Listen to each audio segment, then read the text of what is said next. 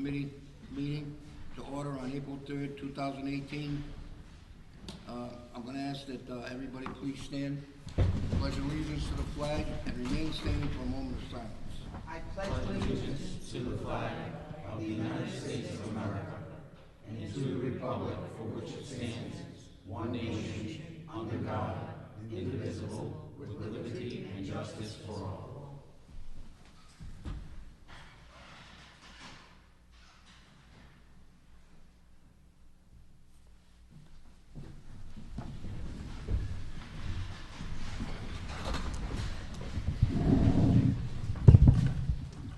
Okay, item 1, acceptance of meeting minutes.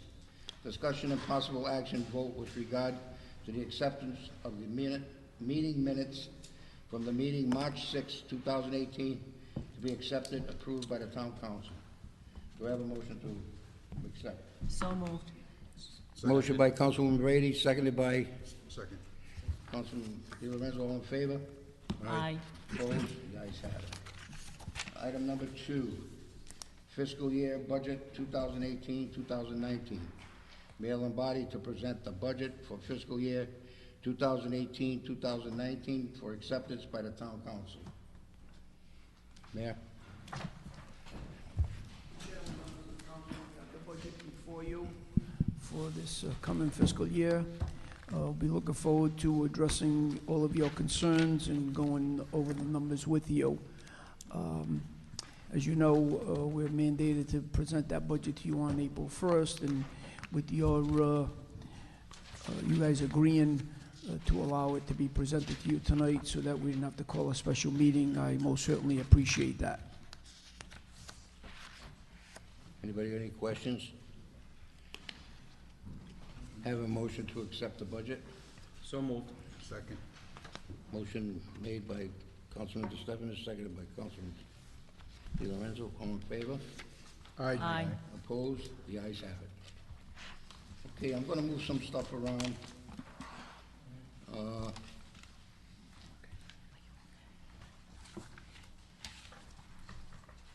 I'm gonna move to number 3, if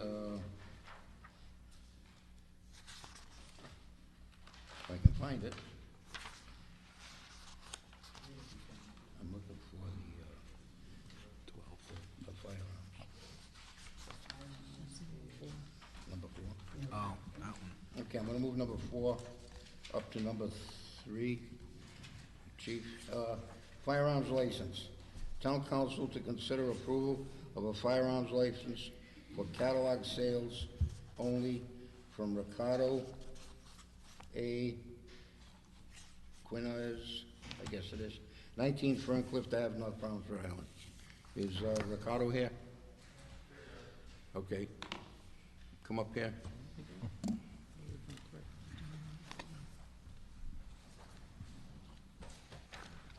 Good evening, sir. Anybody have any questions? I have a question. Councilman Di Lorenzo? Go ahead. Are you going to inventory any firearms at all? I'm just going to plan on export and import to Dominican Republic, so there will be no firearms there. So there's no inventory to you? I do plan on it, but I'm going to start off with ammunition. Along the line, there'll be firearms. Okay, so if, let's say I order a firearm from you. You won't be able to unless you're a governor official in Dominican Republic. I'm not going to do any business in the United States of America. You're not doing any business in the United States of America? No, sir. Okay, Mr. President? Wait, Oh, I'm sorry. I had the someone same else. question, so. Okay. Go ahead, Councilman Brady. Mr. Quinones, my question to you was, what is your circulation? Are you soliciting for your business online with the catalog service you just mentioned? Are you doing international business? International only. And how are you, I'm just curious how you're advertising? Well, it's going to be just meetings and stuff like that. I have a contact in Dominican Republic and the police force, so that's how I'm going to do business. So you said you have a contact. I couldn't quite hear you on the mic. I have a contact in Dominican Republic, so I'm going to do it through meetings and stuff like that. Mr. President. Yes. Okay. I'm all set. Thank you. You're welcome. No, I'm sorry. Councilman Di Lorenzo asked if you were gonna inventory the product. I wasn't sure the answer that you gave, so At this time, is it's this, just are gonna you be a pass-through? Or will you physically be having the product on hand and then you're shipping it to the Dominican? Correct. I will have the inventory, then I will ship it. I'm gonna get it from a host sales, so I need a license to be able to purchase it and then to export it as well. Okay, do you currently have a license to purchase? To purchase, yes, but not to distribute. I can't export.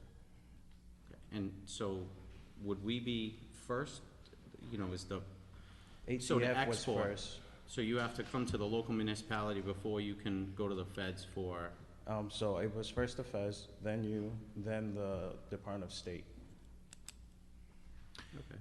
So you're currently licensed by the ATF? I'm in the process of it right now, but this is one of the steps I have to accomplish to be able to export it.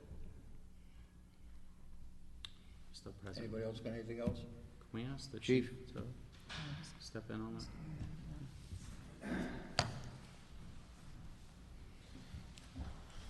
Thank you, honorable members of the town council. This agenda item was brought to my attention by the clerk's office that the gentleman was applying for a business for catalog sales only. I was prompted to investigate a little further because normally I would get a call from the resident agent in charge of the ATF, and I hadn't received that call yet.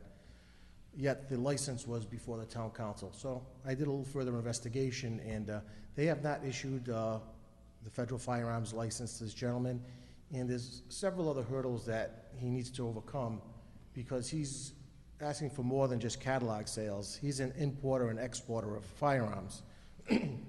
As such, he'll need an export license from the U.S. Department and Defense Controls, and also an export license from the U.S. Department of Commerce. The ATF will not issue this license without those permits, and also the permit from the town. He is correct. This is one of the hurdles. But I am not comfortable even entertaining this until those licenses are attained from the federal government first.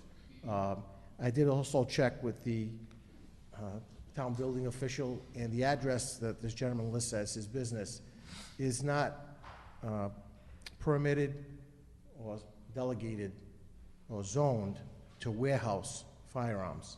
And if I heard him correctly, he was planning on warehousing firearms. Maybe he just said in the beginning. Nonetheless, it's not zoned for that. Thank you. So I hope this information will help you in your deliberations. Thank you. Thank you. Do I have a motion? Well, I'll make a motion. I'll make a motion for denial. Second. I so moved. Motion for denial made by Councilwoman Brady, seconded by Councilman Di Lorenzo. All in favor? Aye. Opposed? The ayes have it. Okay, I'm gonna move item number 12 up next. Staffing of police department. Mr. President, I'll be recusing. Let it be known that Councilwoman Brady is recusing herself. Al, do you need me anymore? No. We good? Sure. Received request from Dennis Stone, President FOP 13, to appear to discuss the town's failure to maintain the current table of organization, as well as the town's disregard for proper staffing of the police department as previously set by the town council. Mr. Stone? Good evening, sir. Thank you for allowing me to speak. Again, I'm Dennis Stone. I'm the president of the FOP Lodge 13, who represents the members of the police department here in North Providence. With the budget being presented for the coming year, I just felt it important to address what we feel are some of the shortfalls in the current staffing in the police department that are still happening after the town council set the table of organization last year, when you recognized the importance of maintaining that adequate number of officers. And again, we thank you for that. I know it wasn't an easy task for anyone to do. You had to sit through many hours of meetings, and we sat there and joined you on a few of them, which may again happen this year. But if you recall, last year the mayor had recommended eliminating certain positions. One of them being a detective, which is primarily all I really want to talk about tonight is the detective position or positions. Because since then, nearly a year after the person who was supposed to be moved into that detective position, it did finally happen in December, almost a year after it was supposed to. But since then, we've lost 2 more detectives, but we're still under the same budget. We're still under the same table of organization. So those 2 detectives should be replaced. I know there's a budget coming up. I don't know what the intent is with the mayor on this year's budget. You have it in front of you. You could probably answer it better than I could. If it says anything less than 9 detectives, then yes, he plans on eliminating them or trying to. But that's for another day. The positions that are vacant right now were already authorized by this town council. And you got that authorization from the town charter. It told you you had the authority to either agree or disagree with the mayor, and you disagreed, and you kept those positions. And again, we thank you. One of those positions was a detective, and since then, another one has become vacant under the same budget season, under the same authorization. Those positions need to be filled, or at least should be. So again, if the town's attempting to reduce the police department again this year, which I hope they're not, we can address those issues at the upcoming public hearings. And I'm sure that's what you're going to hear tonight, something alluding to that. But again, it's in front of you. You'll know before I even leave this podium whether or not that was his intent, if you turn to that particular page. I just want to go back to when we had those meetings, those, the public hearing that was upstairs, and then the budget workshops that were downstairs. I have video and audio of all of those. We're actually using those in the current arbitration right now. And I've listened to them, reviewed them, taken notes on them. And it's only because, like I said, we needed to prepare some of the things that came out of that for our arbitration. And I believe it was the May 3rd workshop downstairs, you, Councilman Giusti, you made the motion to replace money for a detective position. In fact, you commented on what a great job the detectives were doing. At that time, I believe there was something in the local paper that spoke about, you know, a significant case, and you gave the kudos where they were well-deserved, and we appreciate that. And again, you gave praise to those guys, and if I recall, the vote to retain that position was unanimous. I don't remember any nays. And at that time, we had 8 out of the 9 authorized positions. You weren't authorizing 8, you were authorizing 9. You wanted the TO to stay the same. You did not want any reductions in the police department. It was pretty self-explanatory. Right now, we're down to 7. So we're still not at that number that you authorized and that number that you felt was adequate to make those cases that were making the paper. Again, right now we're only at 7. The town council made that decision based on the authority given to you again by the town charter, yet the town continues to defy both the charter and the directions given by the town council. I'm not saying it's a violation of the town charter, because I looked that up. I'm not an attorney. I'm sure that'll be addressed. But it's a violation of something. He's not doing what he was told to do. Now, let's not forget, in those meetings, I brought up an agreement that the town and the FOP came to, I believe it was around 2007, and that was an agreement. That was an agreement where we and the town agreed to eliminate positions. An agreement made by both sides. Not one side, both sides. And that agreement meant we were giving up a major's position, turning that position over to the town in the form of a non-union deputy chief and a captain. We eliminated those in exchange for 3 lower-ranking positions, 1 being a sergeant, 2 being detectives. They gave us the detectives' positions for what we gave them. So by not filling those 2 positions that they gave us that we agreed upon, they're taking their slice of the pie and running, and we're being left empty-handed. And again, that number, 9, that we agreed to back then in 2007 was ratified by the town council. So it's pretty clear that the town council has a lot of say in how this police department is structured. Not how it's run, but how it's structured, and the number of officers that we have. And as a matter of fact, in that arbitration, that was one of the pieces of evidence that we put in. The fact that there was a signature from the town council approving and ratifying the number of officers in that table of organization.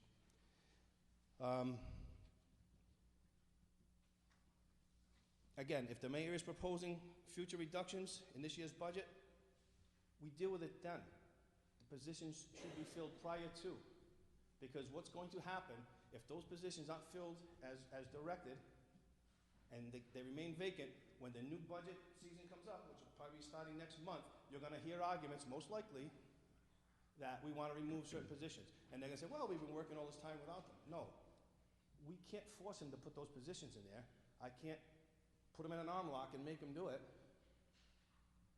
But if he doesn't do it, it doesn't mean we did better without them. It just means we had no choice because you wouldn't fill them. He's refusing to do what he's directed to do by the town council and the town charter. So tonight, I'm going to ask that the town council take a vote to send a letter to the mayor directing him to fill the department as directed by you and the town charter, how it mandates you to authorize the size and structure, the table of organization. I know, I mean, I don't need to give anybody a lesson on government. We understand that the legislative branch, in this case the town council, has many important duties. One of the most important is oversight. You have a lot of responsibility in that town charter that directs you to control a lot more than historically has been controlled. And one of them is the police department.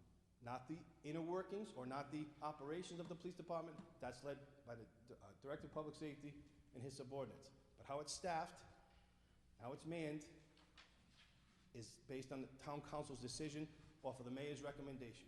He recommended last year reducing, you said no, but he's still reducing. Somebody's not doing what they're supposed to do.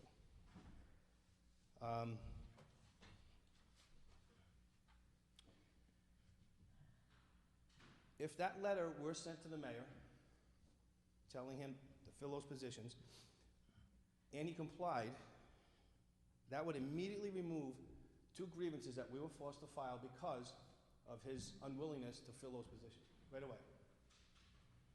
And you're going to hear, between the time I get off this podium until the budget season's over, how the union files frivolous grievances, frivolous grievances, frivolous grievances. The last time I checked, we cannot file a grievance, and I've said this to you before, unless there's a contract violation. In our opinion, there is, okay? So we file them. That doesn't mean they need to go forward. A grievance is nothing more than a piece of paper letting the administration know we disagree with your interpretation of what this contract, or what you're trying to do to the contract. If you didn't violate the contract, we wouldn't have grievances. Matter of fact, right now, out of the 13 or 14 still outstanding grievances, 90% of them are on promotions or something associated with the promotions, okay? There's something about this administration that just refuses to make it a smooth transition into moving people into positions once other people leave. I don't know what it is. So again, 2 could be eliminated right away. That means there won't be arbitrations. The grievance itself will be withdrawn. And that's just these 2 detective positions that you already authorized. I'm not saying you're the fault of the grievance, but we have no other avenue other than to file a grievance once they're not filled.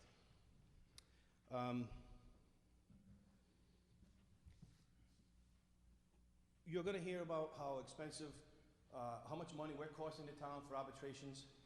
And during that budget season, if the budget hearings, if that does come up, I've got more than enough information I'm going to share with you as to why those are happening and how they can be eliminated. As a matter of fact, me and a couple of my executive board members sat with the chief and the deputy chief just a few weeks ago. Very productive meeting. Both the deputy, the chief, and our union were very excited, to say the least, of a proposal that we gave to the chief and the deputy to eliminate 9 of those outstanding grievances. 9, without a cost to the town. Not a nickel. It's just a matter of agreeing to certain things that the mayor refuses. As a matter of fact, the way it got back to me, and again, just to share how much time we spent on this, my guys alone spent about a day and a half trying to put together something reasonable. We shared it with the chief and the deputy. From the meeting we had for a couple of hours, it was all positive. Now, I don't think there was one negative comment or statement or look or anything in that meeting. And I don't know how many hours the chief and the deputy put together, but I know it was at least a day and a half putting their information together to present to the mayor. And the way it got back to me, exact words, the mayor's not willing to budge on anything. Not willing to budge on anything. So I'm only saying that so that when you hear that the town is always throwing these frivolous grievances and doesn't want to resolve anything, there's your proof that that's not true. So at some point, these grievances do become costly arbitrations. That's correct. Once they go to arbitration, you're talking upwards of $3,000 a day just for the arbitrator. Never mind the cost of the attorneys to get there. So, and that's, it doesn't need to happen. It does not need to happen. And the last thing I wanted to, just to show you, to give the council some current information about our detective division and how effective adequate staffing really helps. Today, just today, we took a level 3 sex offender off the street. Just today, detectives did. Again, they're not fully staffed, all right? But yet, the chief had directed us to take the detectives we had on St. Patrick's Day, and we went out and we did an entire sweep of the town. 56 sex offenders, I believe, that are registered. We attempted to check everyone. I mean, we couldn't find them all, just don't have the bodies to stay there and find them all. But we got about half of them verified. That's something that's supposed to happen continuously throughout the year by a person or persons dedicated to sex offender registrations, and that's it, within the detective division. Right now, we just don't have the manpower to do it. But we took that approach just to at least try to get caught up on things that were almost 5 years in the rears. The sex offender registration. Almost 5 years messed up. So although we did get somebody off the street, this guy was actually coming in every quarter and registering at the police station like he's supposed to, giving us a false address. We have no way to verify it other than those periodic checks like we did on St. Patrick's Day. Had we had a fully staffed detective division, that guy could have been caught a year ago. Because God knows what he did in that year. But I tell you right now, tonight he's not doing anything because he's at the ACI. So I know you're going to hear the mayor's mantra, doing more with less. But when it comes to public safety, that's not what you're saying. You know, and I'm not here to talk about next year's budget or his intent, if he intends to eliminate, because I don't know what his intentions are. All I know is he tried that last year, you shot him down, but he's still doing it. On the same exact budget, on the same table as organization, on the same police department. Thank you, Mr. Stone. We'll take your comments under advisement. Thank you. President, may I just respond briefly on behalf of the administration? Just state your name, please, Vin. My name is Vincent Regoster. I'm a labor attorney for the town. And what I'd like to do, just very briefly, is react, if you will, to the comments of Mr. Stone. First, let me say that it is inappropriate for this topic to be addressed before the council. I'm surprised that Mr. Stone is doing so because the union has elected its remedy to go to arbitration. They have been in arbitration on the subject matter of who controls the size and the staffing and the design and the deployment of personnel within the police department. That is pending before an arbitrator. It's been tried over the course of 2 days before the American Arbitration Association. Briefs are due within a matter of 13 days, and a decision will be due out sometime in May. So the issue about the table of organization and whether or not the town has any rights to issue it and how the town issues the table of organization and how the town can modify it is not only the subject of the contract, but it's also the subject of the arbitration. So let me just briefly say, Mr. Stone is wrong factually, he's wrong legally, and he's wrong as a matter of public record. Why? Because this council has never ordained a size, a structure, or a deployment of personnel. The council just does not do that. They don't intrude on the administrative prerogative and the chief of police and public safety director running the department. But more importantly, the town council and the mayor, the town generically, has this right that Mr. Stone did not tell you about, and that's in the current collective bargaining agreement. It's worthy for me to just read this single sentence to you on the table of organization. And it says, any changes in the organizational chart, including but not limited to changes in its design, staffing, numbers, and/or ranks, shall be management's prerogative. That's it in a nutshell. What was not revealed to you today is that there are people that are self-interested, including Mr. Stone, who would be someone who is vying for a position as a result of his view of the table of organization and his view of when vacancies are recognized or not recognized. So in a nutshell, I would urge you to simply allow this process to play out. We have a grievance arbitration procedure. That's what the town agreed to, and that's what the union agreed to. And we will abide by the arbitrator's decision or the court's decision, wherever the case lands. But I don't think it's fair to the council members who really don't know about all of the details of this pending arbitration to be put in this position where Mr. Stone is making self-serving statements. For example, he said that the mayor is defying you, that you somehow ordained and set a table of organization. There's no ordinance that set a table of organization. There never has been in North Providence. And as a matter of law, a budget was passed. That was it. How the mayor chooses to spend the money, how the mayor chooses to deploy resources in conjunction with the chief of police is a matter left to their charter-based authority to administer and supervise the police department.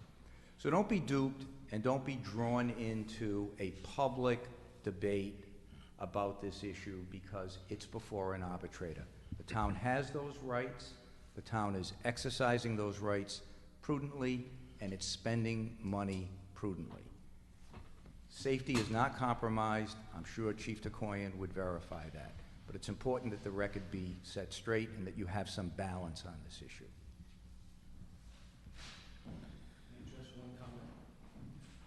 When Mr. Regasta said that my facts were incorrect as far as what the table of organization or how it becomes what it is, he's going to try to make you believe the same thing he's trying to make that arbitrator believe, that last year when you were planning this budget and had all the workshops and you agreed to keep the department staffed the way it was, and I believe, I'd have to go back and listen to it again, but I believe one of the comments was, I don't want to lose one officer, I don't want to lose one detective, or something along those lines. That tells me that you don't want to change the organization. Mr. Regasta can spin it however he wants. This is an arbitration, okay? He's trying to make you believe that everything you voted on last year for those positions were nothing more than handing the mayor enough money for those positions, but he can do what he wants with it. So using that logic, he could take the money you put for all of those 66 officers that we're supposed to have and let him cut it down to 33 and then spend money somewhere else. Is that what you wanted to see last year? I don't think so. So he can spin it however he wants. But I do want to read something right from our town charter. Section 8-2-1. Under the police department, organization and function.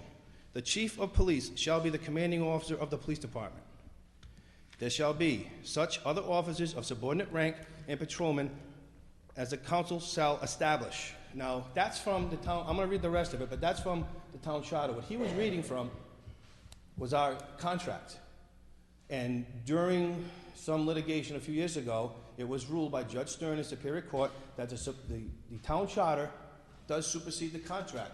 In this particular case, over Manning. They won that, and he's correct. So now he's trying to say Bruce Stern's decision, which said that management does have the prerogative. However, the town charter also says, on his recommendation, you said it. Judge Stern did not say he says it. You said it. To finish reading what I had in the charter, Again, there shall be such other officers in subordinate rank and patrolmen as the council shall establish upon recommendation of the public safety director. That's what happened. He recommended a certain number, and you said no. But he wants you to believe you only gave him the money for those positions. He can do whatever he wants with it. That's what he's trying to sell you. The council may provide for such organization of the police department as it may deem necessary and appropriate for its efficient operations. Not to spend the money where the mayor wants, for what you deem fit. So he can spend it however he wants. It's in the town charter. Okay, next item on the agenda, number 3, expansion of liquor license premises of Camp Nowhere. Received a request from Ezra Spitzer Williams, owner of Camp Nowhere, for permission for expansion of liquor license premises at Camp Nowhere. Ezra Spitzer Williams. James Rukowski, I'm the co-owner. Pleasure to talk with you guys tonight. Okay, who wants to go first? Basically, we are asking for an extension of our liquor license to carry over to Unit 1 of the Sorrento's Plaza. You guys are all familiar with 1838 Smith Street, Camp Nowhere location. We have the need for function space to be able to accommodate anniversary parties and birthday parties and occasionally on the weekend parties of 15 or more people because we are small. And our current small size is hindering us from accommodating these very lucrative and You're bigger asking, events. And we've in other actually words, had to give some of these events to our friends that own places outside of North Providence who'd like to kind of keep the money in. you're asking us to take your liquor license and issue it at 2 different addresses. Essentially. Correct. It's like extension of premise kind of thing. To the separate location, is that what you're asking? 2 different addresses. The unit is directly Right. adjacent to It the doesn't road. make a difference, it's 2 different addresses. That's correct. Correct. If I may, Yes, Councilman. Mr. President. So as we discussed earlier, they reached out to me, both Ezra and JP. We have some pre-existing relationship, and when they first came into town, I was one of their main points of contact, so I decided to, partially as a councilman, but also as an attorney, do some research as to, first of all, if we could even do this. I don't think that there's been an entirely clear answer to that. Through our legal counsel, Attorney Welch, he contacted some surrounding municipalities, and although these types of things don't typically happen, I think the answer that we came up with was, with certain potential restrictions in place, and as long as everything was met as far as the fire department was concerned, the police department, building and zoning, that there was nothing actually necessarily prohibiting us from doing it. So, like I said, I did meet with them. I also had the opportunity to speak with Mark Rizzo over with the fire department and Mike Carnavale, and they have expressed to them some restrictions that they would want to see, including, there's a variety of things, but I think one of the most pertinent things was the issue with the parking situation. Came to my attention later on today that either Ezra or both of them spoke to Sorrento's and came to some sort of tentative agreement with regards to making sure that Sorrento's had the parking that they need. And then the other issue that Mike Carnavale brought up was making sure that there were lined parking spots, the proper amount, which is very important, and also handicap accessible spots, which you've expressed a willingness to do. I'm of the mindset, I would like to do anything we can to keep this business in town, because I think the next step is obvious, is that they may have to find a bigger location elsewhere. They've been wildly successful. According to the fire department, they haven't had any calls of overcapacity or anything of that nature. And we did get to pick Chief DeCoyan's brain a little bit earlier with regards to what his feelings are on it, and he'd be certainly willing to come address us if need be. So, I know how I feel about it. I think maybe since I think we all feel like we need a little more information, my suggestion or the motion that I may make is to maybe send it to the Public Safety Committee, and in the meantime give the councilors of District 3 as well as Councilwoman Brady time to maybe come meet with the fellows and see, you know, exactly what it is that you're trying to do. I know there's a bevy of questions that came out when we were discussing this, kind of, between different members of the council, and that's my position, and I would be inclined to make that motion, but I certainly hear from others. I'll second that motion. Okay, so we've got a motion to send this item to the Public Safety Committee by Councilman Hamreedi, seconded by Councilwoman Brady. Any other comments before we take a vote? No? Okay. All in favor? Aye. Opposed? The ayes have it. Thank you. Ladies and gentlemen of the council, thank you for your time. Paving issues. Ken Panseria requests to appear to discuss paving in connection with the new construction of the new McGuire School on Central Avenue, patching around his house on Highland and Cottage Avenue. Good evening. Good evening. Please state your name. Ken Pansiera, 34 Highland Avenue. How are you? Thanks for putting me on the agenda. I came in last summer, asked about the status of McGuire School and the paving. Actually, I didn't even know McGuire School was being demolished and rebuilt. Just wondering what the status of the school construction is this year, and if there's going to be any paving in the area. All that you have to go to the school committee. I'm sorry? You have to go to the school committee. Okay, so you don't have any... They're the ones that'll give you all that information. All right, gotcha. The town came down and patched a few areas on my street, around the area. Is that something that DPW would have to do again? If you got potholes, either get in touch with your councilman in that district, or you can even call the mayor's office, ask for Chief of Staff Dick Forser. Okay. And he was here a second ago. He was here. And all you have to do is let them know where the potholes are, and they'll get filled. Gotcha. Okay. Cottage Avenue runs from Fruit Hill all the way down to Barker, past my street, and there are times when there are people that speed in excess of the speed limit in the area, and I've seen a speed hump, not a bump, installed further down towards Barker during some summers in the last couple of years. Is it possible we could have a speed hump installed closer to my house? Once again, when you call Dick Forser up, Chief of Staff Forser, mention you'd like to have a speed bump on Cottage Ave. Right. Just mention that, and we'll get that down on the list. Do that right away.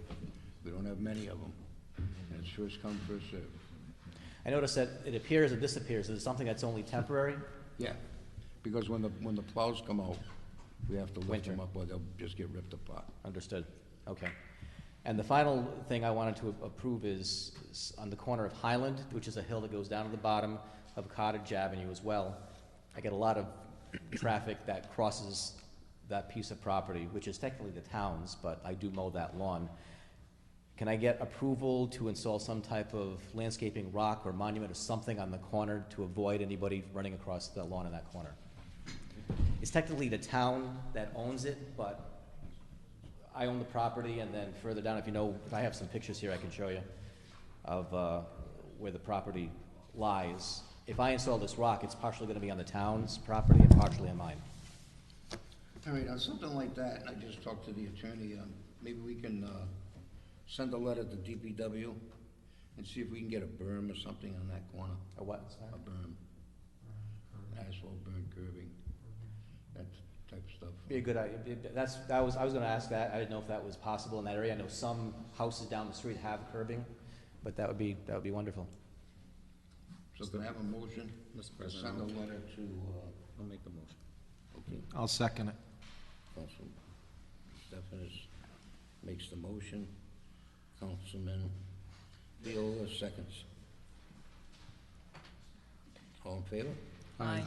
Opposed? Great. Thank you very much. Thank you. Thank you. Thank you. Take care. Okay. That was fast. Number 8, 6-month license check. Town council requests for discussion and possible vote on a 6-month check for disturbances at Taco Bell, 1479 Middle Spring Avenue. We have the letter from Martin. Sent correspondence.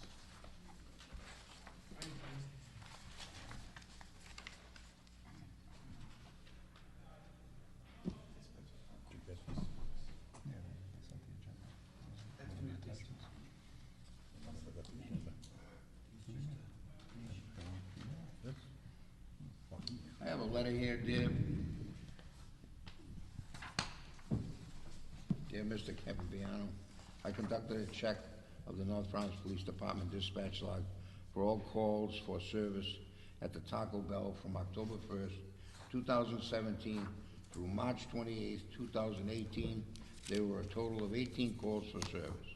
Most of the calls concerned motor vehicle stops or accidents that occurred in the vicinity but were unrelated to the restaurant's operation. There were also several alarm calls that were unfounded. There were 2 disturbance calls. The first occurred on November 4th, 2017 at approximately 9:10 p.m. and concerned an argument between 2 motorists that occurred in the drive-thru. The second one occurred on January 27th, 2018 at approximately 9:30 p.m. and concerned a domestic violence incident between a male and a female. This incident does not appear to have any association with the restaurant. I have attached the department dispatch log concerning the disturbances that occurred in the drive-thru. No report was generated from the incident since there was no crime that was committed and it was merely a disagreement. If you have any further questions, please contact me at your earliest convenience. Is anybody here?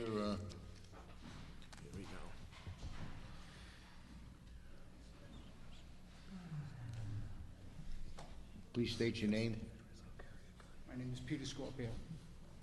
I live at 45 Spicer Street in North Providence, directly behind the drive-thru at Taco Bell. Now, I don't know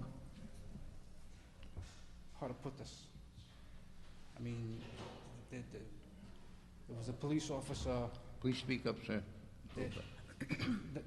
The last time I was here, the town had a police officer sitting in the parking lot at night.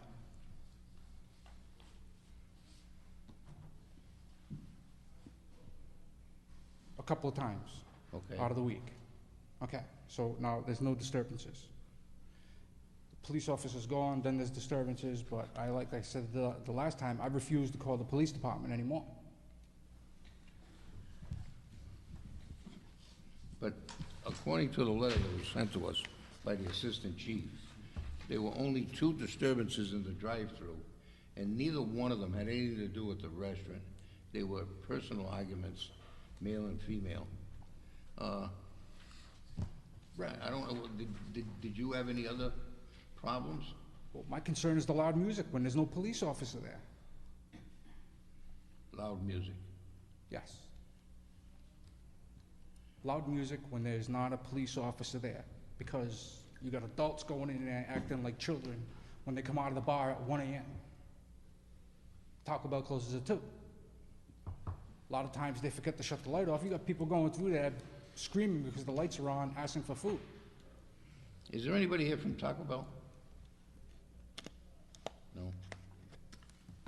Mr. President? Any questions? Yeah, I just have one. Mr. Scorpio, any of your neighbors surrounding you having a similar issue? I talked to none of my neighbors. Okay.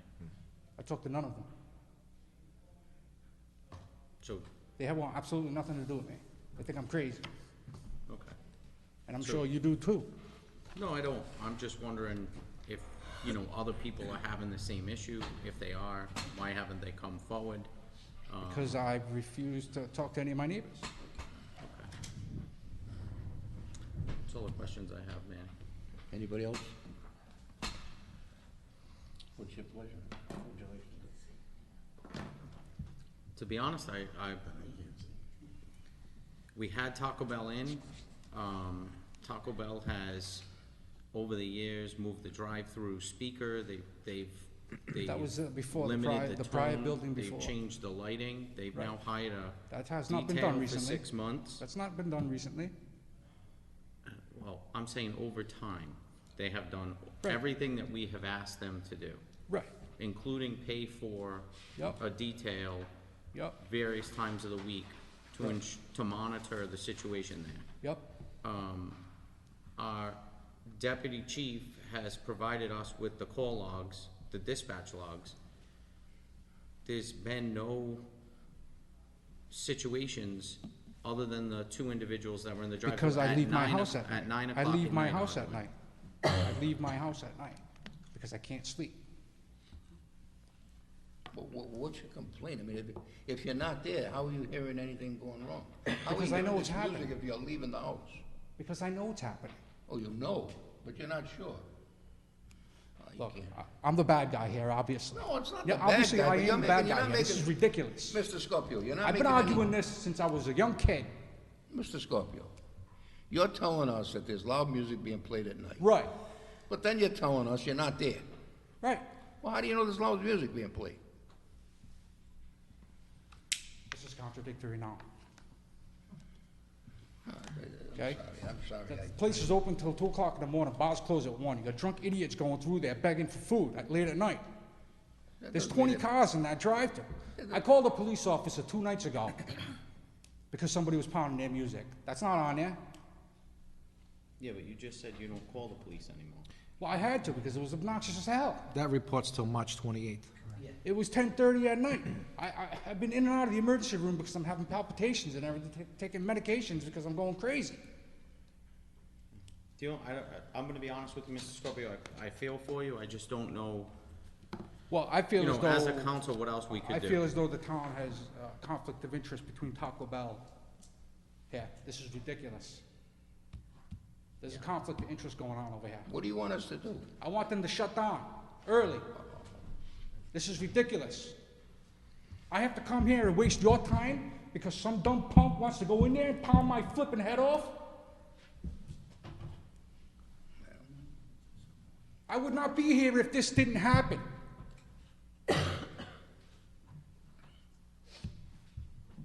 Well, I don't know. Would not be here. I'm not an idiot. And here I am, screaming like a lunatic.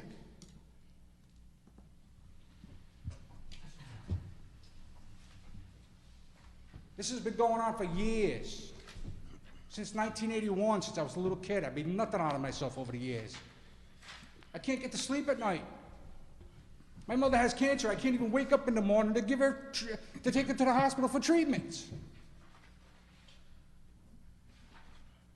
The town is not looking out for me and my mother's best interest here.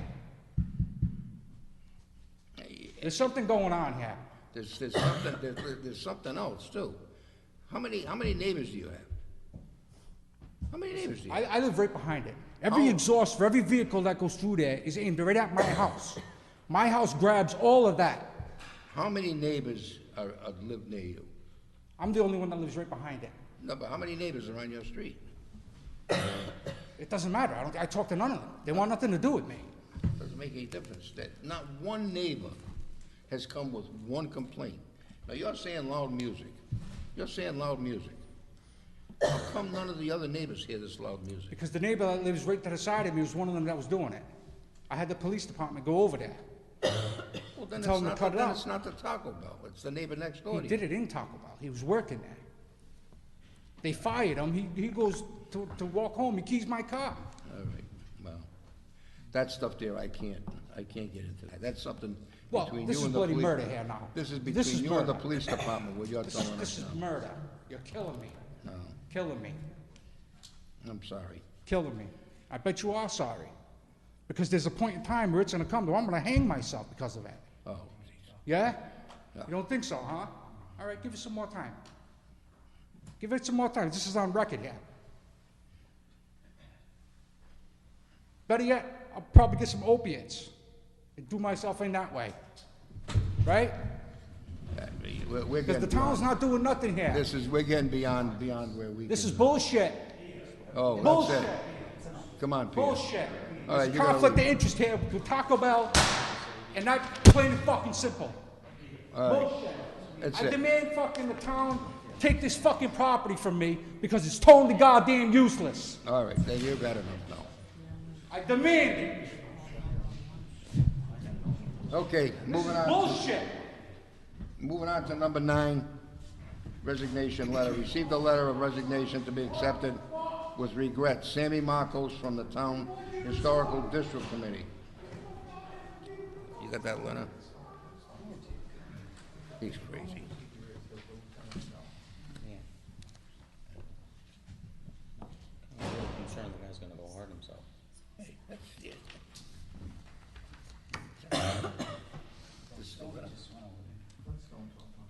I respectfully resign as a member of the Board of Town Historical District Committee.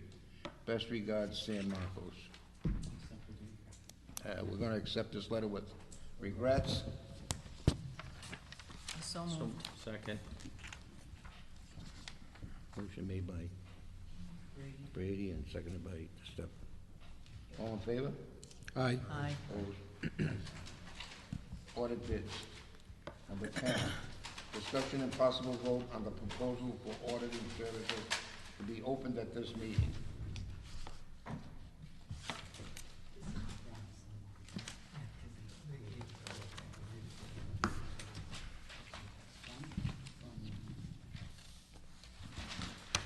Got a bid here from Professional Auditing and Agreed Upon Procedures from PPA LLP, 469 Centerville Road, Suite 203, Warwick, Rhode Island, 2886.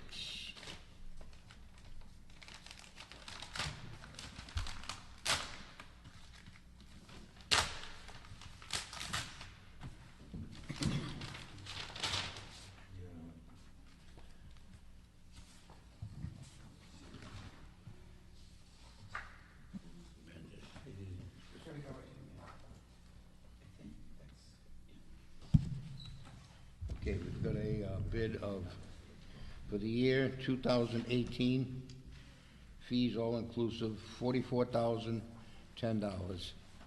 For 2019, $44,010. For the year 2020, $44,010.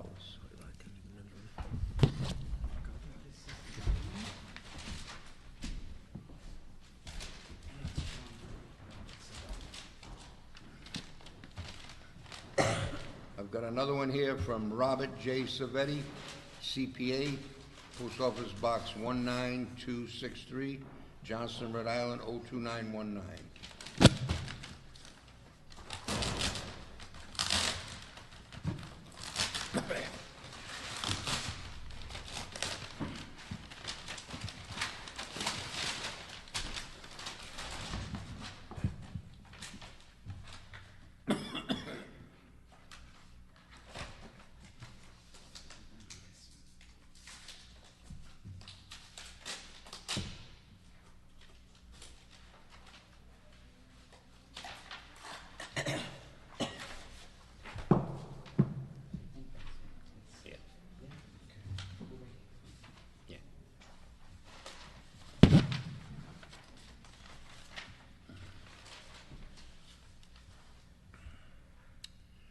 Okay, June 30th, 2018, 48,000. June 30th, 2019, 48,000. June 30th, 2020, 49,000. Excuse me, you said 41,000 the third year? 49. 49,000 the third year.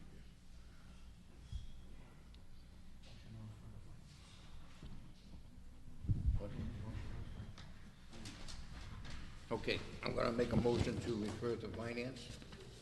So moved. Second. Motion by Brady, seconded by Stephanis. All in favor? Aye. Opposed? The ayes have it.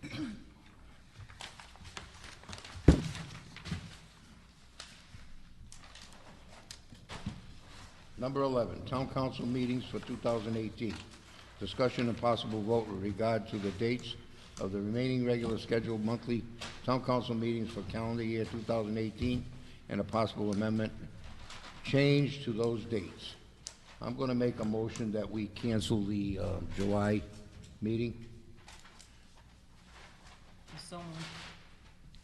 Second.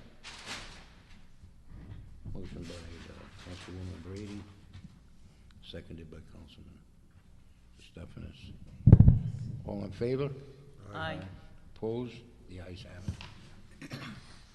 Okay, number 13, single-use plastic bags. Councilwoman Brady requests discussion and possible vote to form a subcommittee to make recommendations concerning single-use plastic bags by retail businesses. Councilwoman Brady? Thank you, Mr. President. Members of the Environmental Commission wanted this item on the agenda, and although I'm not taking a position at this time, I do think it's very important to start a discussion on whether or not this is a good idea or a bad idea for our town. We can do this by establishing a subcommittee of stakeholders to weigh in and report back to us. And this evening, we have our recycling coordinator, Mr. Nascimento, here, who wishes to speak to this, as well as Mr. Schiller, who will be representing the Environmental Commission.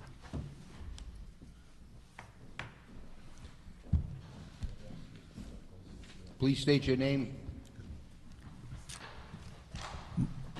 My name is Barry Schiller. I'm at 76 Sunset, North Providence. And thank you all for the time and willingness to discuss this issue, especially as a lot of people think it's a coastal issue because some coastal towns like Newport and Portsmouth, Middletown have already taken action. But, and the ocean is an issue that we've probably all heard about, how plastic is accumulating and getting into the food chain and killing seabirds and turtles and sea mammals. But it's also locally a litter issue, and I know that it blows around. It's a problem. I also know that it's locally an issue that contaminates. It contaminates our recycling materials because the what do they call it? The MRF cannot handle the single-use plastic bags. That's this kind of thing. That it fouls the equipment where we do the normal recycling, and Bob Nascimento will explain that we sometimes can't tip properly at the recycling center because it's so contaminated. They make us take it to the and landfill it at commercial rates, as you'll hear, and that's a problem for the town. It's also a problem psychologically. We're the ocean state, and for us as a state or community not to be involved in helping clean up this problem, which we know is a worldwide problem. Of all places, the ocean state and our community should take some action. And it's well known in the public that this is a problem, and yet nothing is being done. That really undermines the pride that we have. When I was secretary of the North Providence Environment Commission, Stop and Shop used to, for example, at least incentivize bringing your own bag, this kind of thing. So, because they would give you a 5-cent discount if you brought your own reusable bag. They stopped doing that, and when I was secretary, I wrote to them and said, well, why did you stop? There was just stop with no notice. And never even got a reply. They didn't seem to care. There are supermarkets and big chains that do incentivize reusing bags. Whole Foods, for example, gives you a 5-cent discount if you bring your own bag. But also, especially the stores that sell to low-income people, like that cater to them, like Aldi's down on Smith Street or Price Right, they actually charge 10 cents if you take one of their bags. And that helps keep their prices down. To the extent that we get people to do reusable bags, and it could be a paper bag or even an Aldi's, I meant to bring a sturdy plastic bag that could be used indefinitely, that helps keep prices down. So you sometimes get pushback that, oh, we have to worry about the low-income people if they charge for bags. They're the ones that benefit because those bags aren't really free. We pay for them through the prices. And go price things at Price Right or Aldi's, and you'll see that that is one of the things they do to keep prices down. So, finally, there's a bill in the legislature currently. There was already a hearing that the North Providence Environment Commission testified, and I believe they sent a letter to the council, I'm not sure just to who, indicating their support. It might need some tweaking. And if you do set up a stakeholders group, I will contribute, for example, a statement from printed on salon.com about the ocean effect of all this plastic accumulating. I'll provide that. I was chair of a cleanup at Rhode Island College where I used to work, and we kept track of what we were picking up, and in just about an hour or two on campus, we picked up, among other things, cigarettes were the biggest problem, but plastic bags, there were, in just an hour or two of cleanup, 123 plastic bags floating around the campus. I could supply that. There's an article in the Johnston Sunrise about how the plastic bags are messing up the recycle facility there at the central landfill. I have slips from Aldi's and Whole Foods indicating that elsewhere supermarkets give you an incentive, but not here in town. So we need to do something eventually in this town. And I have a copy of the bill that's before the legislature right now. So if you set up a stakeholder group, we really want to cooperate in making something happen. I think that bill needs tweaking, but I hope that the conversation will get underway and we actually do something.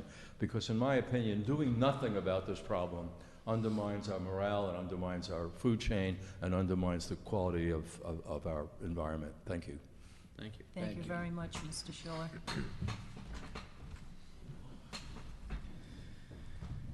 Good evening.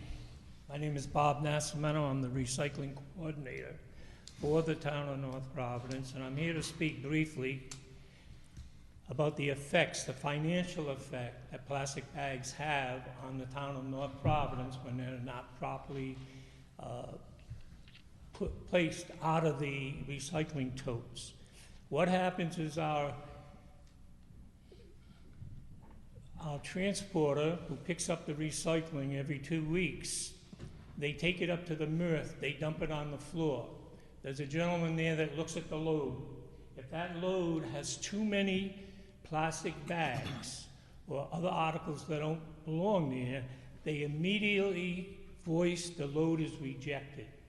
Now, once the load is rejected, at this particular time, we're paying $39.50 a ton. What they do is they bring in a front-end loader, load it on a truck, take it up to the top of the the landfill, and dump it. They then rebill the town of North Providence the cost of the $250 to reload the truck, plus $39.50 at this time per ton of recycling that was dumped. In July 1st, that'll become $47.80 a ton. So that's going to be the cost to the town. If you notice, all your recycling totes say, no plastic bags. You will be surprised how many plastic bags are in those totes bi-weekly. We have not had a load rejected yet, but we have been warned, which is unusual. Other towns have been, like I said, the cost to recoup. The sad thing about this is all that recycling that was dumped on the MRF floor, the town does not get credit for it against their cap. So these are things that we have to concern ourselves with.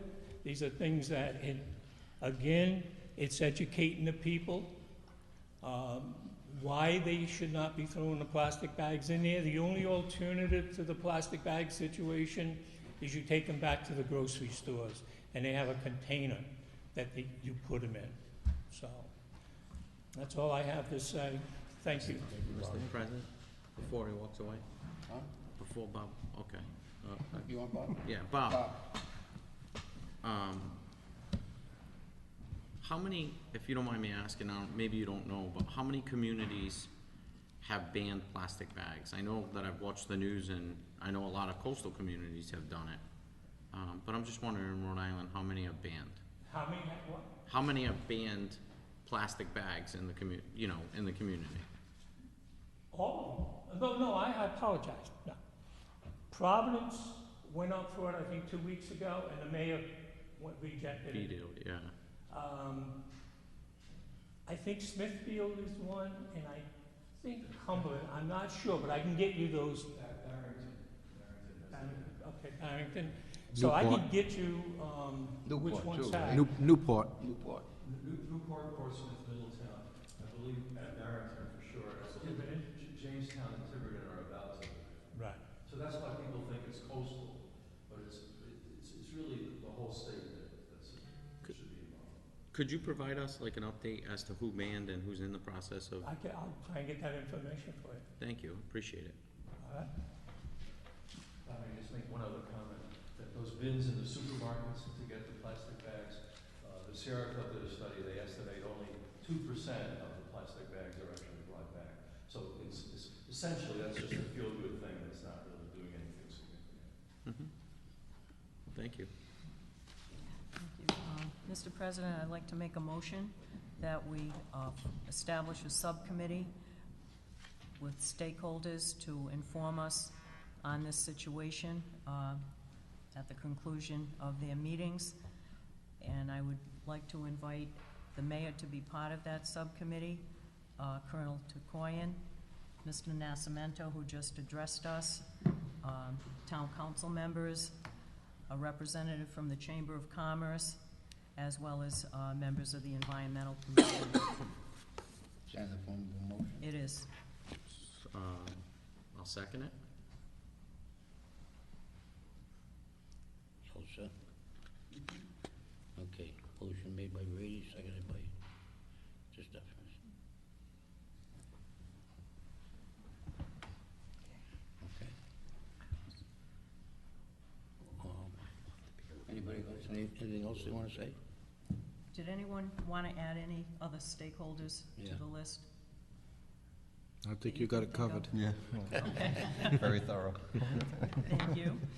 Okay, all in favor? Aye. Opposed? The ayes have it. Okay, number 14, school building program. Councilman DeStefano requests discussion and possible vote on the town council hiring a clerk of the works for the current school building program. Right? Manny, is it president, vice president? What's your title tonight? If you don't mind me asking. I'm, Vice President.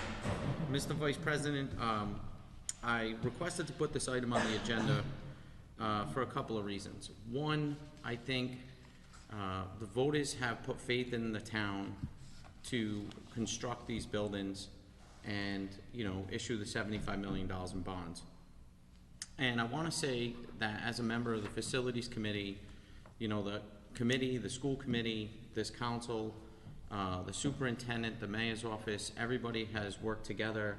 The project is moving along accordingly. But I sat through a couple of meetings last year where a clerk of the works was discussed. And it was of my understanding that that's the way the project was gonna move. So, you know, the committee, you know, went out to bid. Gil Bain was hired as the builder of the schools and the improvements to the health and safety aspects of the other schools. And somewhere along the line, you know, the clerk of the works has been discussed. Councilman DiLorenzo has brought it up a couple of times in committee. And I don't see anyone moving forward.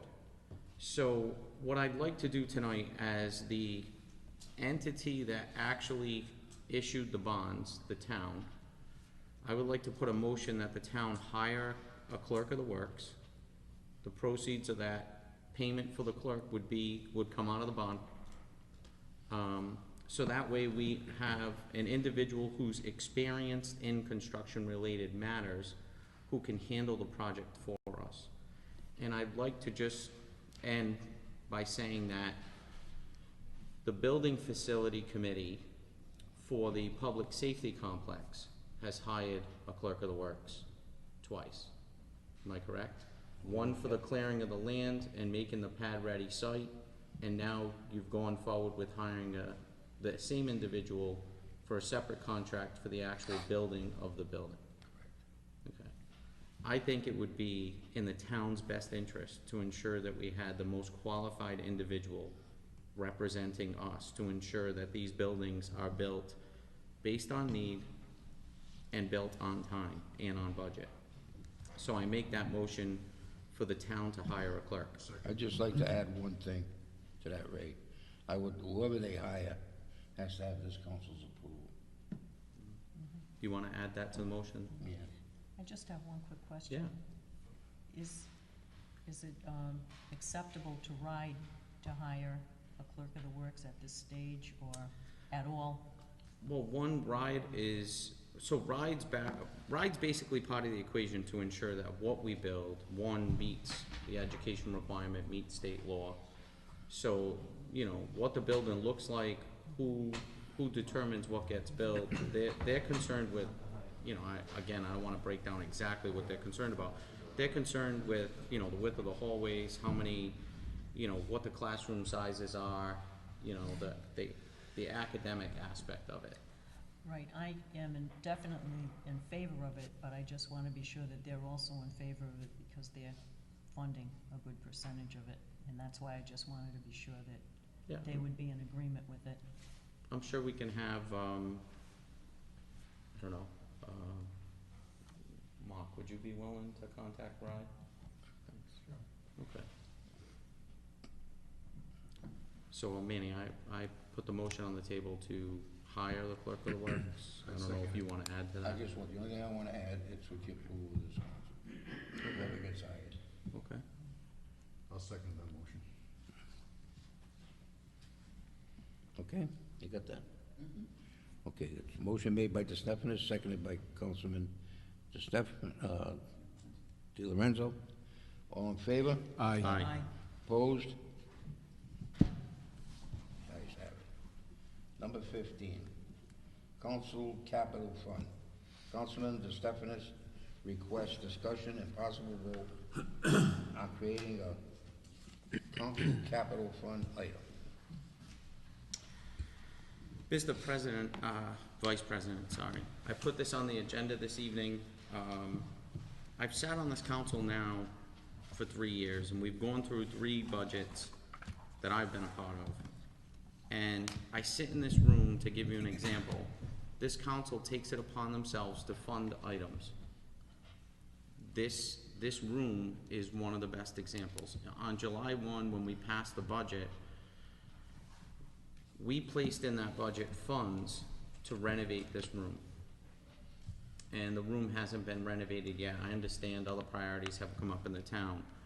What concerns me year over year is that the funding that we put in place for projects like this that don't get done, we end up having to reallocate in the next year's budget. So what I would like to do is I would like to create a council capital fund and put our project items into that fund. And if it takes multiple fiscal years for that to occur, well, that money sits there awaiting the project to be completed. So I place a motion tonight to create a council capital fund within our budget. I second that motion, and I am totally in agreement with it. Thank you. Motion made by DeStefanis, seconded by Councilwoman Brady. All those in favor? Aye. Opposed? The ayes have it. Number 16, backup information. Councilman Di Lorenzo requests discussion and possible vote regarding getting any and all backup information a week prior addressing that item at a town council meeting. Thank you, Mr. Vice President. So, I've been on the town council now, it's about a little over a year. Excuse me. I can't tell you how many times that something has come to us with so little information, and we're asked to make a decision right there and then doing it. Tonight was a perfect example. One with the police department, as far as what was happening, what's going on, we just find out now. Camp Nowhere, same thing. They wanna do this, put an annex, so on and so forth. So what I would like to do is, well, let me read something that was given to me, just a brief thing. The mayor, members of the town council, all committees of the town council, heads of department, other persons having ordinances, resolutions, orders, reports, and other business to present to the town council for consideration shall file with the town clerk in proper form said ordinances, resolutions, orders, and other documentation in support of the business to be discussed in a 7-day meeting. This goes on, but I think you all get the gist of what I'm saying. We've seen stuff come to us without any information and asked to make a decision on it right there and then. So I'd like to make a motion that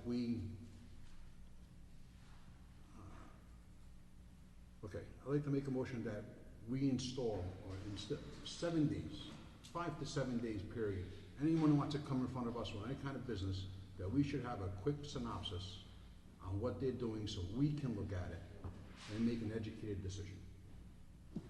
I'll second that.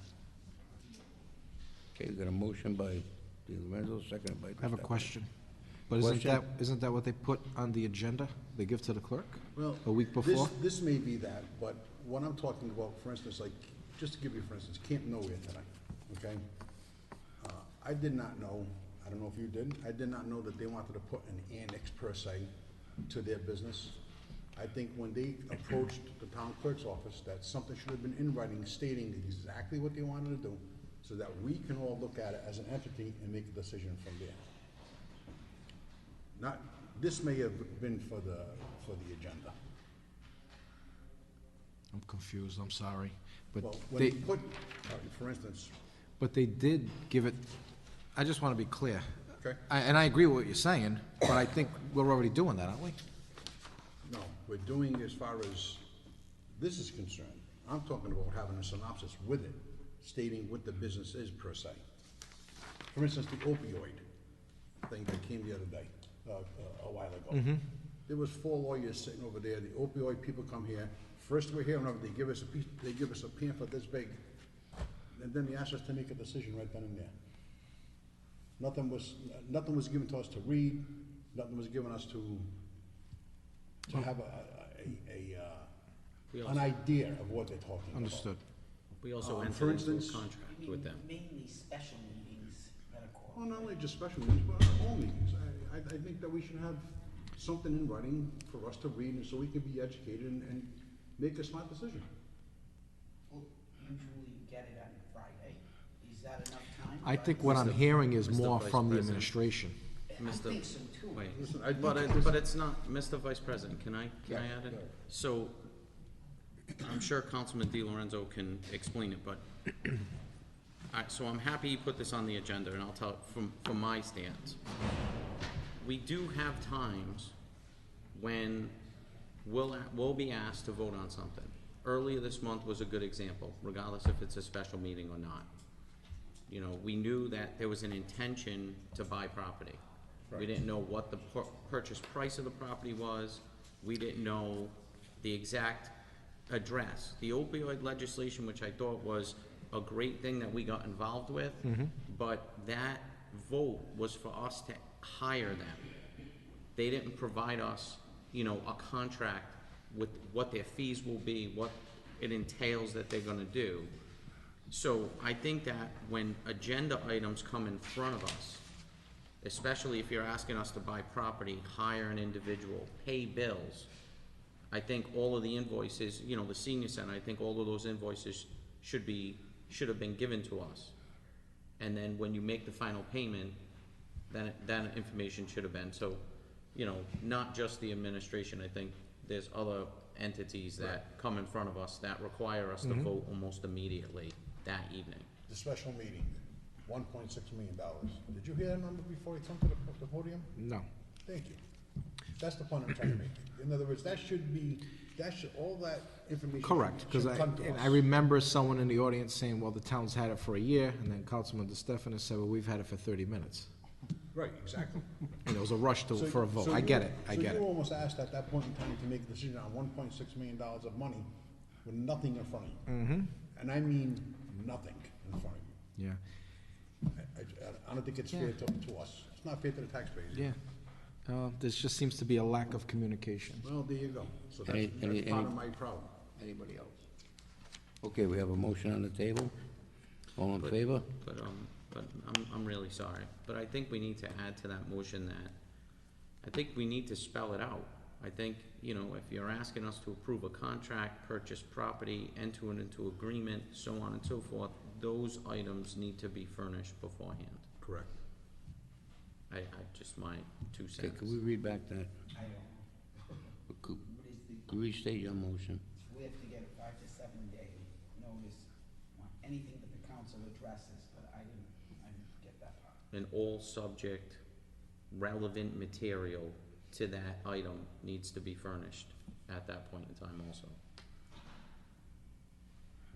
I don't know, Mark, is that Well, I think that, yeah, you spell it out, you can't predict every situation, but yes, what Councilman Di Lorenzo was reading from was the council rules that already exist. I think there's two things in play here.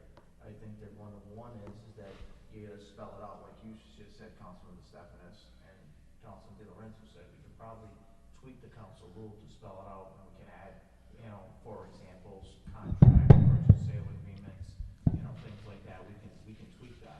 And I think the second thing in play is, because we're not gonna be able to, predict every situation that's gonna come before you and every document you could get, I think there's gonna be some sort of enforcement on your side, so if you don't get it, then you gotta enforce the council rule by saying you don't get a vote tonight, you know what I'm saying? I think I think there's two things in play.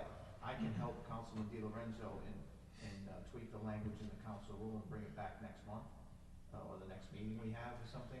We have special ones coming up, but I also think that you have to think about, guys and ladies, to think about enforcing it too. Maybe put some language, the council may, at its discretion, refuse to vote if said information is not provided. May defer action on the item if it's not provided, I can put that in, yes. Yeah, well, you can defer it. Yeah. I'm saying that you're not saying by deferring, you're not saying you shouldn't have done, I'm just saying, I need more stuff. Come again later. Yeah, so I can work with Councilman Di Lorenzo on tweaking the language, Councilman Stephanie. So, Mr. President, so if we're gonna defer it, can we add it to next, whenever, yeah? All right. So instead of passing a motion, we're gonna defer this to the next council meeting. That gives time for the information to be written. Okay, So you, motion? wait a minute, so you're only gonna defer it because of the language? He's gonna tweak the, resolution with the council rules, and then we're gonna address the new council resolution about it.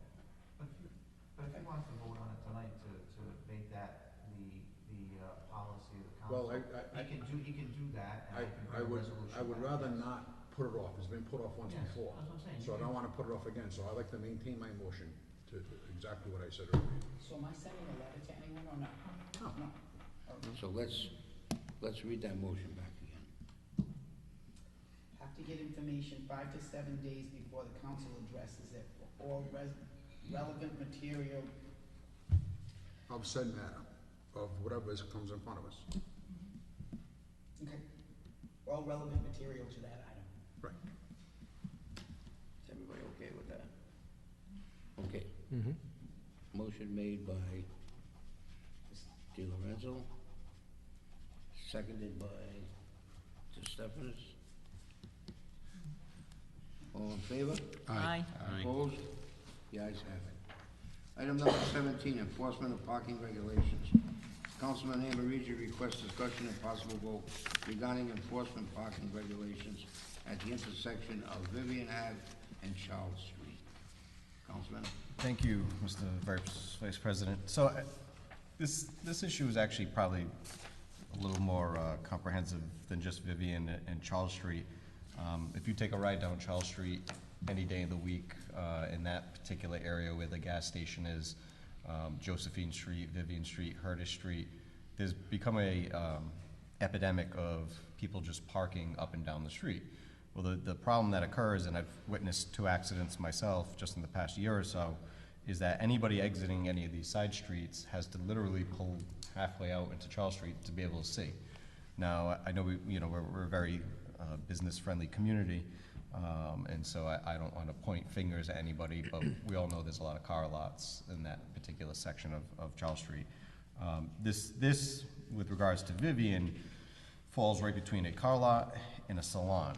And from what I've seen happening, and I've gotten a couple calls on it, is that the salon doesn't seem to be, and again, I don't know what, I'm not there, but the salon itself doesn't seem to be enforcing their own parking regulations. So their clientele will park right up to the corner. So when you're pulling off Vivian Street, you just can't see, period. I'm open to suggestions. I mean, my inclination was maybe. You can contact DPW because there's a law on the books already. State law. That, no parking here at the corner, 20 feet. Right. So they could put those signs up. I think it's 25 feet, correct? Well, 20, I thought it was 20, but. Yeah, I thought it was 20, but I'm But not. whatever it is, you can help from them. and they can put those signs up for you with no problems at all, because that's Yeah. already on the books. Yeah, you don't need an ordinance. All right, so, I mean, we don't even need to refer it to. No. Mr. Vice President. You can I- call them.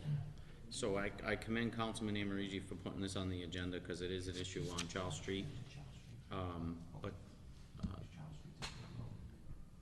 there are two businesses from Vivian Avenue to Charles Street that the police do ticket regularly, because the customers of the businesses do,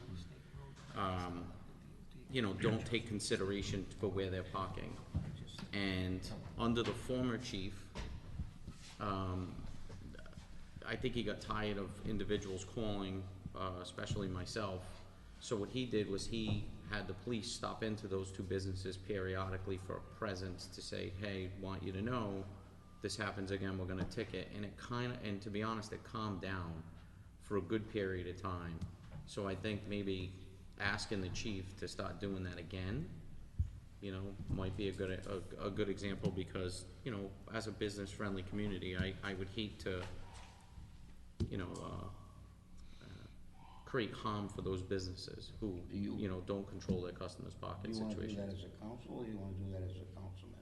I'm gonna let Councilman Amorigi make that determination. Yeah, I would think at this point, just so we have it in, maybe this is the attorney and we have it in writing, I mean, why don't, maybe we send a letter to the chief of police, as a council, asking them to increase patrol of the area and to monitor the businesses and how they're allowing their clientele to park. Is that in the form of a motion? Ken, is that in the form of a motion? Yeah, that's in the form of a motion. Do I have a second? I'll second it. How the businesses are patrolling their own clientele's parking. And I'd like to make, when you're ready, another motion. I would also make a motion, Well, let's finish this one. Okay, oh yeah, that's what we gotta vote on. One at a time. Sorry, Mr. Vice President. Okay, you all set? All right. All in favor? Aye. Opposed? The ayes have it. Okay. And this was brought up by our legal counsel. I'd also like to make a motion to send a letter to the Rhode Island Department of Transportation, asking that they also enforce parking regulations, since it is a state road. Charles Street. Charles Street. Second. Seconded by Councilwoman Ray. All those in favor? Aye. Opposed? The ayes have it. Okay, y'all done? Yeah. Okay, item number 18, disability veterans tax exemptions. Councilman Amorigi requests discussion and possible vote regarding implementing a property tax exemption for disabled veterans. You want a total tax exemption, is that what you're looking for? For fully disabled veterans. For fully? Yeah, which there's That only. had been brought up once before. So I was gonna say, thank you to Councilman DeStefanis. I mean, I was at some of those meetings. I know former Councilman Bill Warren had an interest in it. I know Councilwoman Catanzaro had an interest in it. I didn't know it actually escalated to various finance committee meetings. No, it's actually in the, ordinance committee. Oh, it was the ordinance committee? It was both. So, so it was both. So if you could maybe edify me, so what was the final outcome of that? The final outcome in all the research that we did, going back to the powers to be, was that the town couldn't afford it. Finances weren't there for full disability. And not that I want to waste any particular committee's time, but since the committees meet anyways, I mean, do you think it may be worth looking at another time? I mean, our financial situation has changed. Well, if you want, we could take your suggestion and send it to the finance committee. That's what I'm thinking. I mean, obviously, we keep running surpluses, and I think it's worth You looking gotta, at again. because there was a lot of things involved in that where they were worried about, once we implement that, people moving in. Cranston has that, and that was their big problem, was all of a sudden they got an influx of Right. fully disabled I veterans. mean, maybe that's something the committee can look at, is to maybe putting even a time limit on it. You have to live here for X amount of years before you're eligible to Okay, so you're apply gonna for make it. that a motion? I'd like to make a motion to refer this agenda item with regards to a a property tax exemption for disabled veterans to the Finance Committee. Second. Seconded No, by you can do it. Councilwoman Brady. All in favor? Aye. Opposed? The ayes have it. Can I add a motion too? Go ahead. Can we send a letter to, so I make a motion to send a letter to the town's tax assessor, Mr. Kane, asking him if he can provide us any analysis based on the information he may have. You know, are we currently offering it? You know, has anybody requested it? You know, I don't know how he would find that out. I'm sure he could contact other communities to try to give us a range of how many people would qualify and then what that total cost would be. What type of percentage they get? Correct, yeah, so he can ask So you other, wanna know the fiscal impact on this? Yes. correct. Okay. I think when this came up originally, there were 8 total disabled veterans. That was the number, yeah, 8. 8, right? And it, you know, that doesn't sound like much, you know? But they were worried about the influx once they find out of the people coming in. Right. Maybe we can put some restrictions on that. Yeah, that's something you can look at. Okay, who made the motion? Raymond. Ray made the second motion. Who seconded? Second. Di Lorenzo seconded. Got it. Okay? You want the fiscal impact, basically? Yeah. Yeah. All those in favor? Aye. Aye. Opposed? The ayes have it. Okay? Claims submitted. Town council discussion and possible vote with regard to claims received from the following. Gary Chaffrey by attorney Wayne Resmini, 207 Waterman Ave, Providence, Rhode Island. Nancy Frechette, 19 Meadowview Boulevard, North Providence. William and Tracy Moran, 11 Arrow Street, North Providence. Maria Marino, 17 Meadowview Boulevard, North Providence. Paul Iacono, 3 Kristen Drive, North Providence. A motion to submit those to the So moved. Claims Committee. Second. Motion made by Stephanus, seconded by Yola. All in favor? Aye. Aye. All opposed? The ayes have it. Number 20, Claims Committee Report. Town Council discussion and possible vote with regard to the Claims Committee Report and approval, denial, and referral of claims within said report to be presented by Councilman Fiola. Thank you, Mr. Vice President. North Providence Claims Committee met earlier this evening. The following claims were resolved as follows. Ms. Frechette, sprinkler head damage, property damage, sprinkler head property damage from town plow, approved in the amount of $125.76. Marino, next door neighbor, sprinkler head damage from a town plow, $125.76 approved. Iacono, Kristen Drive, property damage to mailbox from town plow, approved $34.80. Chaffee, bodily injury, that was forwarded to the town's insurance carrier. Moran, property damage, that is forwarded to the town's insurance carrier due to the amount. And Zambarano was also added. This was a last-minute addition. This is continued contingent upon receiving a police report for damage to their vehicle. Motion to accept the Claims Committee report. So moved. Second. Motion made by Stephanus, seconded by Brady.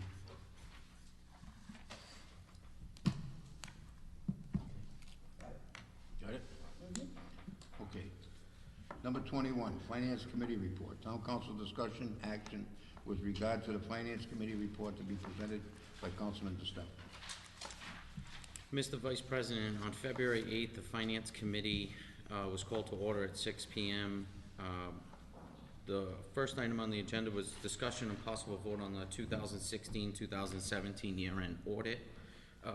The auditor for the town, Mr. Saviti, provided the committee with a complete review of the town's year-ending audit. Copy of the audits were made available to the clerk for every council member.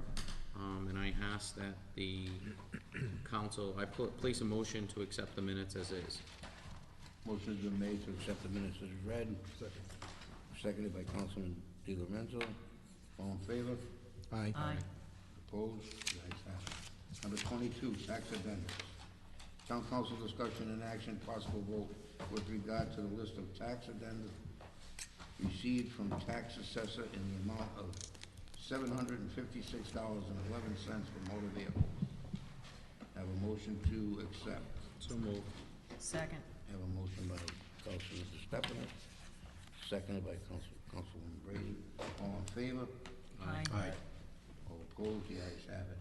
Tax abatements under $1,000. Town council discussion and action, possible vote for the approval of a list of tax abatements under $1,000 received from the tax assessor in the amount of $524.07 for real estate. So moved. Second. Motion by Jefferson Brady. All in favor? Aye. Opposed? The ayes have it. Tax Board of Review abatements. Town council discussion and action, possible vote on real estate abatements in the amount of $13,498.61 as determined by the North Providence Tax Board of Review. Mr. Vice President, Yes. can we refer this to finance? I make a motion to refer it to finance. Second. A motion by Councilman DeStefanis to refer to finance, seconded by Councilman Di Lorenzo. I have a second motion, man. All in favor? Aye. Opposed? The ayes have it. Manny, I have another Go ahead. motion. So, Mr. Vice President, so the Tax Board of Review, is now, I don't think, I don't know where to start on this, to be honest, but in my time on this council, I've never seen the Tax Board of Review send us an abatement request.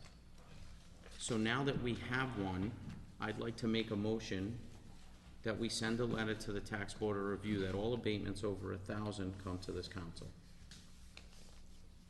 Second. You have that? Councilman DeStefanis makes a, Going to the tax board of review? yes. So any abatements the Tax Board of Review votes to approve that are over 1,000 have to come to the council. Seconded by Councilman Di Lorenzo. All those in favor? Aye. Aye. Opposed? Have a motion to adjourn. Second. You got that?